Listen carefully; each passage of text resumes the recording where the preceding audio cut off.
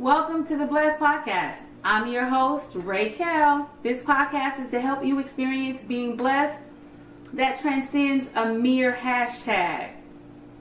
Let me add my disclaimer. I'm not an evangelist, preacher, prophet, or Bible scholar. I'm a God-worshiping, Jesus-loving, Bible-believing, New Thought Christian who believes that God blesses us according to our faith and how we work His promises. So, if you're ready to be encouraged and grow your faith by hearing how God is blessing His children, you're in the right place. I'm broadcasting on WYTV7, Christian Broadcasters Network, a nonprofit charitable radio broadcast with a mission to empower, encourage, and educate. Donations are always welcome to help further the mission. You can donate at www.wytv7.org. And today's podcast is sponsored by Tolson's Publishing. We write books to make you think about what you think about. So, it's still November and I am highlighting millennials in my life. Millennial men, to be exact. And this week is my millennial, Larenz Tolson. So, I always start with how I met the person or how I know the person. Wow. And of course, he's my son, but I have the greatest story of how we met, our first meeting. I know this sounds really crazy, but this is how we met. So, no, it is really deep though. So, when I was pregnant with Larenz, I was unmarried, still unmarried, but I was unmarried. And because I was a church girl, it kind of did something to me. And I cried like a lot during my pregnancy. I had Larenz, and his godmother was there to attest to this. I had Larenz in the hospital when they put him on my chest. You know how he greeted me? By putting his hand on my face. And he looked at me. And I know everybody's like, babies can't. He looked me dead in my eye, put his hand in my face, and it was like he was saying, I'm here now. Everything is going to be okay.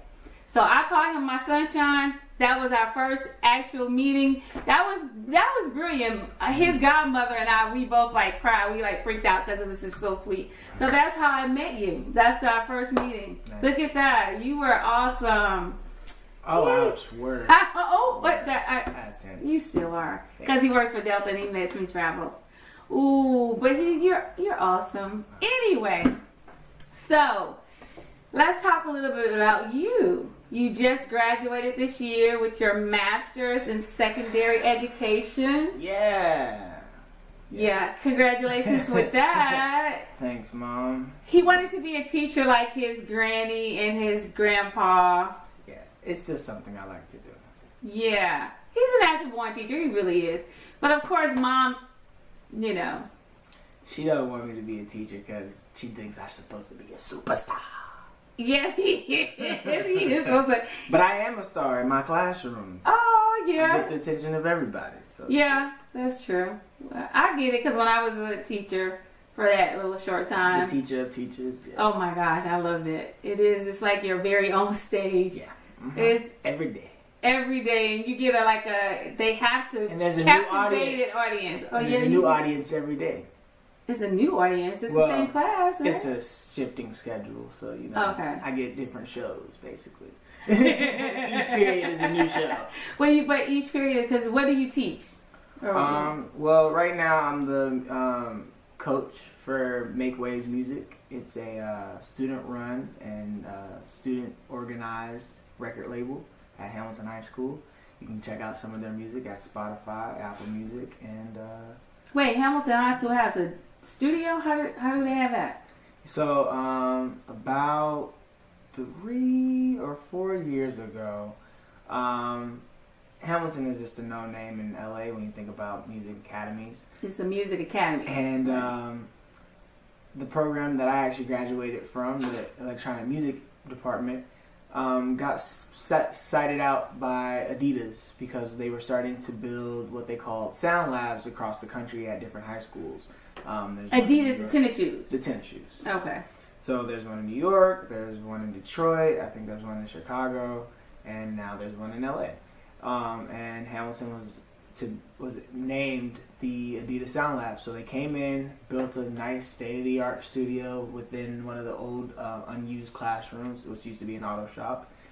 And at first, when they got it, it was downstairs while the classroom itself was upstairs. So my mentor, my teacher at the time when I was a student there, he was like, hey, since you just graduated from your undergrad, you should come help us out as a coach because I can't be in two places at once. So that's how I started my career as a music coach, and I basically just help students make music in the studio, teach them about etiquette in the studio, teach them engineering and how to use the equipment that we have, mic choices, mic setups, basically using everything that I learned there as a student and in college. Okay. But when we gonna become a teacher? In the works. Next year, right? Yeah, next year. Because your teacher is retiring and he's handing the mantle to you. Yeah, it's pretty exciting. Things we're moving pretty fast paced.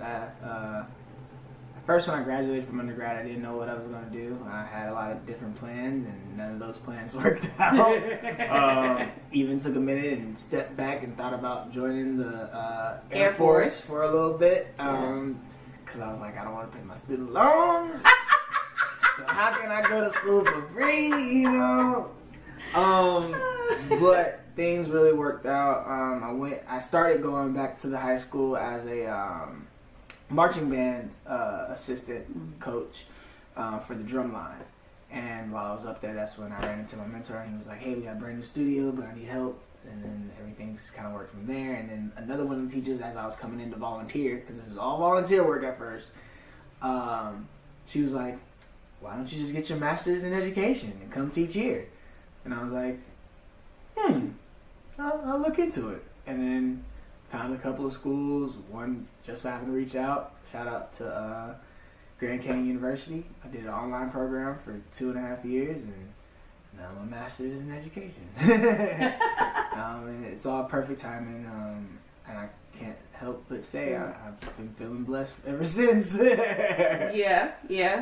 Okay, so sound and styles coach. That's what you're starting your new business, and because when you're coaching the students at the high school, you're teaching them about their sound and how their style, and so you know that you can help others. So tell us about that. Yeah, so when I tell people that I'm going out as the sound and style coach, they're like, what is that? I've never heard of that. Because, most of the time in the music industry, you think of, vocal coaches, you think of managers, you think of producers. But you don't really hear someone say they're a sound and style coach.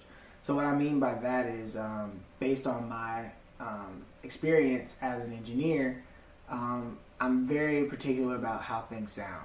And I can tell when someone's trying to mimic someone else's sound, or I don't know if you watched that show on Netflix with T.I. and Chance and Cardi. I have not. Rhythm and Flow. They always were talking about that's your sound, that's how you sound, and they gave a lot of credit to people when they had their own unique sounds and style. Mm-hmm. And so that's just what I do. I found myself doing that at the high school as the music coach up there, and was just like, hey, I know these are your influences, but how can you be different than them? How can you stand out? Still be in the same realm of things, but what's going to make you you? So that's really what I'm trying to do as a sound and style coach. And then not only to help you formulate the basis of your music, but also to create smart musicians and start smart artists who know how to take care of themselves, handle themselves in this industry, because it's not easy. And that's something that I also teach my students in the music business class. It's just that you have to be able to navigate on your own and not just take everybody's word for it. You need to kind of pretty much know everything and how to do everything until you can afford to pay other people to do it. Right. So, it's not really, it's starting slow. I can say sufficiently I got one client right now, but hopefully based on his success, go check out Fourth Note on Instagram and SoundCloud, and we'll probably have a Spotify up for him soon. But definitely on SoundCloud. Fourth Note, he's dope. Getting him some tour dates going right now in Hawaii. So his manager's working hard on that. Cool. So you have a CD.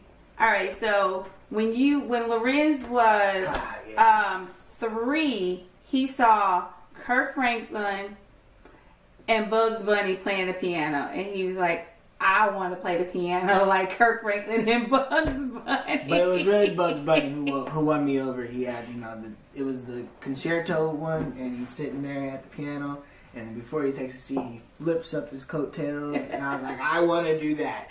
That looks like flair and fun. That's what I want to do. So when he was 4, we put him in piano lessons. At first, the teacher, she was like, I never take him this young, so I don't know. Don't go out and buy a piano yet. Let me see. He went to the first lesson with her. After the lesson, she said, go buy a piano.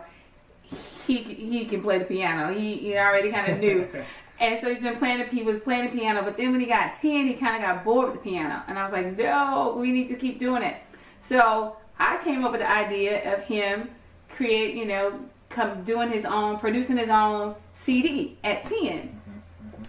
So tell us about your CD at 10. So the CD she's mentioning is Larenz's Rhymes. For those of you that are listening, he's showing the Larenz's Rhymes because we still have the copy of the CD. Yep. I have hard copies and digital copies available. But Larenz's Rhymes was, I was just playing piano, and I was always going to church, and we knew nursery rhymes like 10 Little Indian Kids, 3 Blind Mice, row your boat. Yeah.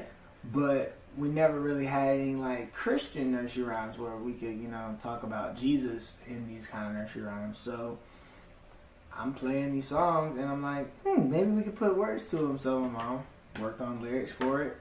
Well, you did too. I did too. I came up with some of the words, Yeah. So, see, that was my row your boat, yeah. From row your boat. But I didn't want to do it by myself, so I asked a couple of my friends to come and join me and be my choir.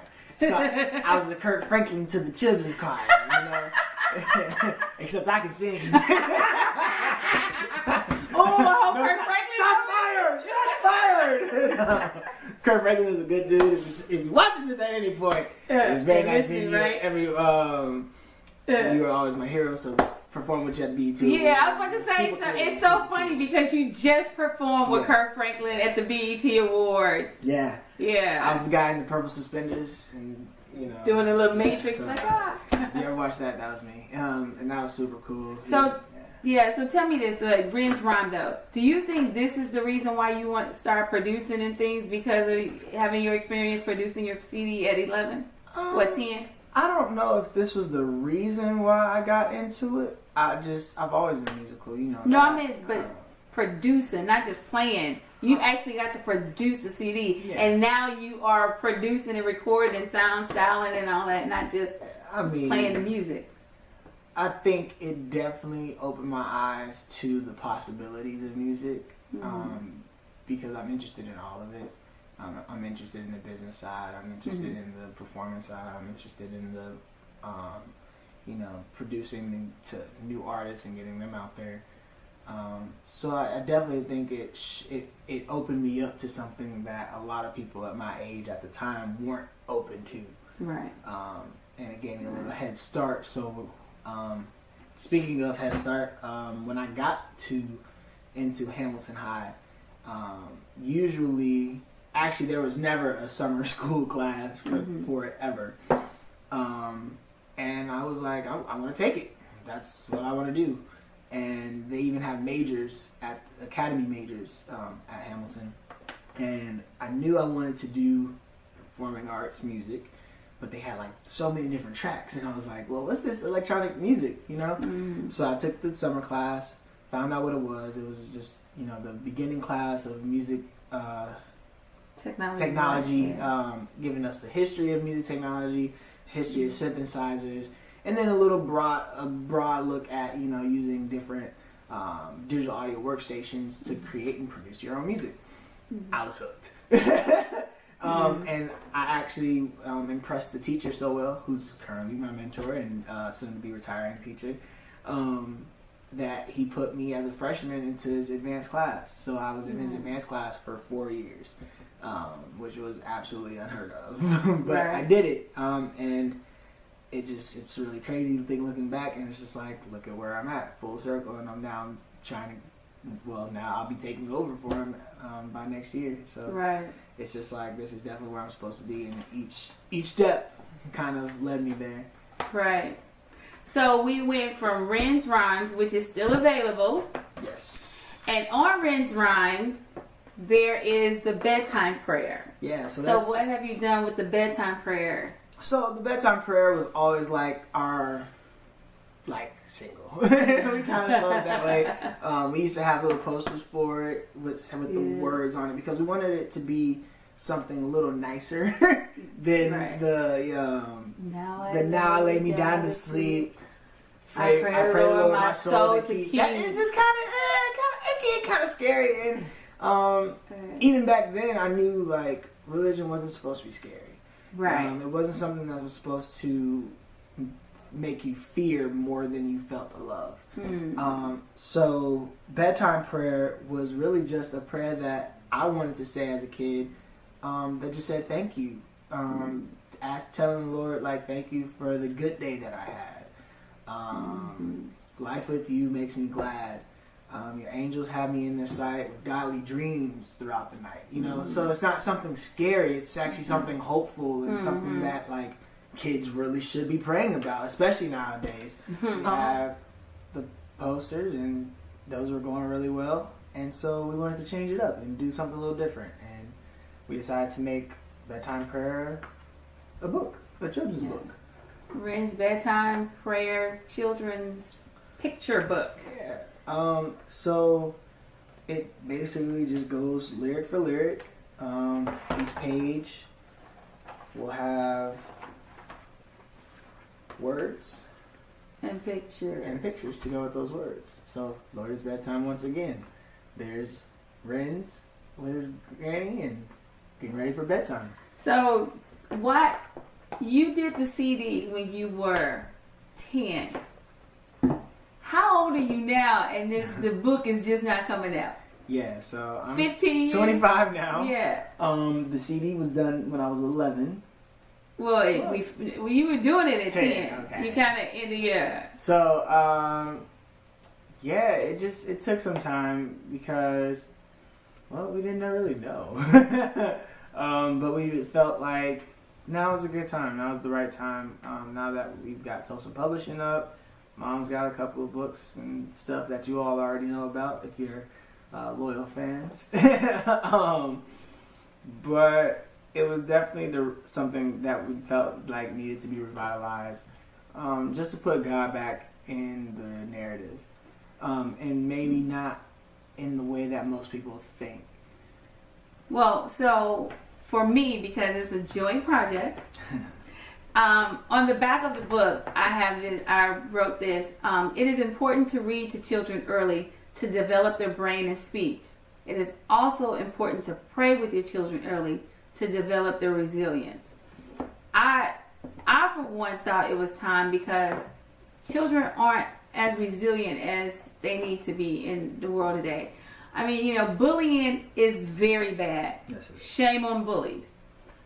But also we have to teach the kids who are being bullied to be a little bit more resilient, to understand that this too shall pass, or figure out, I'm not everybody's cup of tea, so they don't have to like me. It's okay if they don't like me, because these kids are killing them. So like I said, I'm not blaming the victim. Bullying is bad, but when we build some resilience in our kids, I don't think we would have that type of oh, they don't like me, I need to kill myself type things, because I grew up as a fat kid, wearing glasses.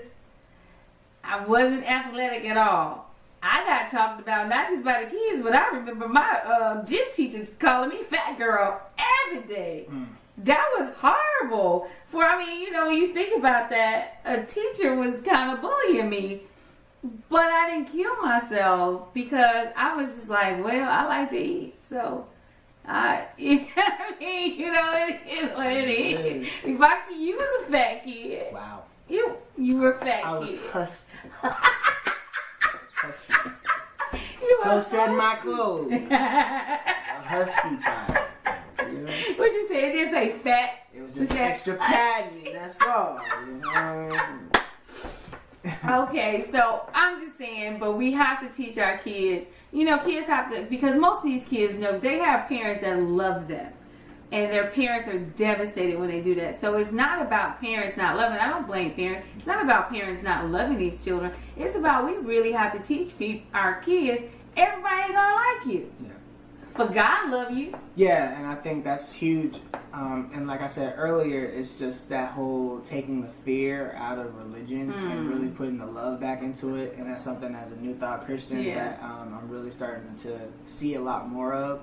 And even if we don't talk or say the word God, it's just like there's something in the world that is always giving you love. Always. There's always love around. The universe is sending you love all the time. All the time. And it's just about being able to see those things. Right. But with like bedtime prayer, it's really just thinking about how good the day was, even if it was small. Playing with your friends. Having a good time with one of your parents. It's basically what we try to do is teaching the kids that they're blessed. Yeah. How about that? Yeah. That they blessed. They're blessed every day. And you just, the little things. Little things. I was able to play with my puppy dog today. Yeah. Blessed. Me and my mama was eating popcorn and watching a movie. Yeah. Blessed. Yeah. I got to go swimming at my daddy's house. Yeah. Blessed. It happened. I know who my daddy is. Ah. Blessed. I mean, I'm just saying that was a little joke, but I mean, but still. But watch this, because even if your dad wasn't, because your dad wasn't always there for you, but did God not send somebody else? Well, I mean, to step in when he wasn't there. And that's the thing too. I hear this a lot from a lot of my students. Actually, it's like either they have both of their parents at home, which they're blessed, or they come from a single parent household like I did. But that's also why I think I went into teaching as well, was because I was blessed enough to have men in my life who kind of stepped up. How can people get the book? So we're actually doing a signing on December 1st at our church at Understanding Principles. The address can be found Queen. I just know it's Queen Street. I don't know, it's behind if you know the Roscoe's on Manchester off of the 405, we're located at the Lutheran Church, literally right behind the parking lot. Yes. We'll put the address up. We'll be there December 1st after church at 3 o'clock for the Up Marketplace, selling these books and signing them. And some CDs. And we'll also be selling some CDs, so you can get the combo, A great Christmas gift. Great Christmas gift for the little ones in your family. Right. And then what about the sound and style coach? If somebody wanted to, hire you to help them with their sound. If you're looking out for me, you can go to Instagram and just type in Larenz Tolson. That's LARENZ TOLSON. And that'll lead you straight to me. Show you some of the engineering things that I've done, some of the students that I work with. I highlight some of them, and maybe you'll be the next one. Okay. And is there anything else? Oh, so I just wanted to say I have on my purple because this week was special for men that love purple. Yeah, that royal purple and old gold Omega Psi Phi Fraternity Incorporated celebrated 108 years. Salute to all the good brothers out there. Founders Day was on Sunday, November 17, 1911. Yeah, so roots and cues. Real quick though, how is it to be your grandfather's frat brother? How is that? That's cool. I'd be like, what's up, bruh? You know? Sometimes you call your grandpa bruh? Yeah, you know. Yeah. It's all in the frat. All in the frat. Yeah. Yeah. So is there anything you would like to leave with the people regarding maybe, you know, because if they have, to most of my listeners are probably around my age, but if they have millennials that are, you know, in school still, or even like, you know, thinking about going back to school, what would you talk about like with the whole school? For me, I enjoyed school because I looked at it a little different than most. I wasn't really there to really learn in class. I was there to learn outside of. It was a great chance for me to be away from home. My undergrad anyway. And it can get really stressful. So if you have children or family members who are in college right now, the biggest thing is just be supportive. A lot of people don't talk about how hard college is, especially being away from their family. So try not to have expectations and let them know that you have high expectations for them, but don't really make it feel like they're not living up to those expectations. We all live different ways. We figure things out on our own. Just have faith and, you know, just be there to be a helping hand and to, you know, be a support system rather than a place or feeling that they have to hide from. I think that's really the biggest thing I can say. And for those who are interested in going back to school, good luck. You went back. I mean, you got your master's. This is what. Yeah, I mean, I got my master's, but I mean, it was tough. I was a working student. Had the 2 jobs that I have now, working at the airport and working at the high school. So it's definitely a juggling act, but it is possible. Take your time and be well organized. I think that was probably the biggest thing that probably saved me a couple of times was when I was at my peak organization. I had better grades. Well, that's something instead. Shout out to Scott Parker and made you do that, right? To stay organized. Yeah.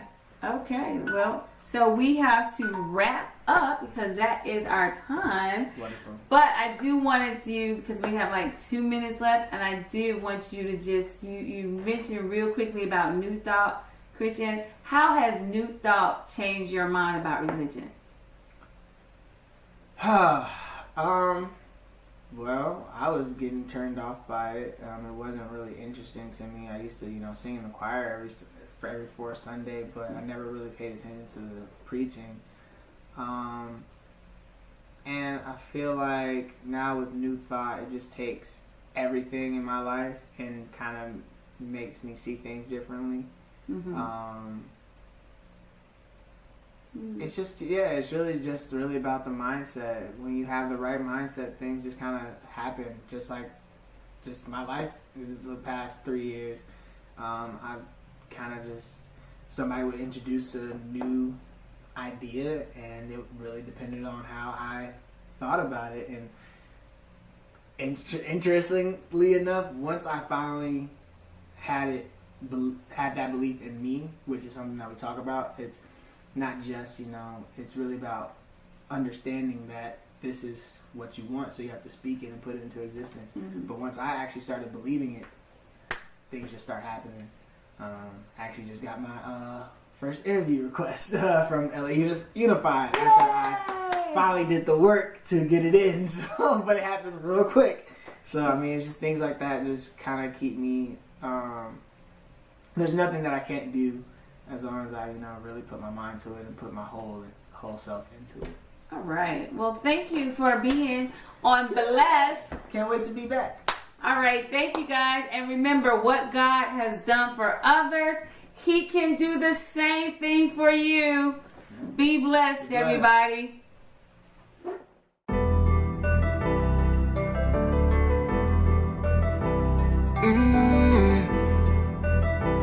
Yeah.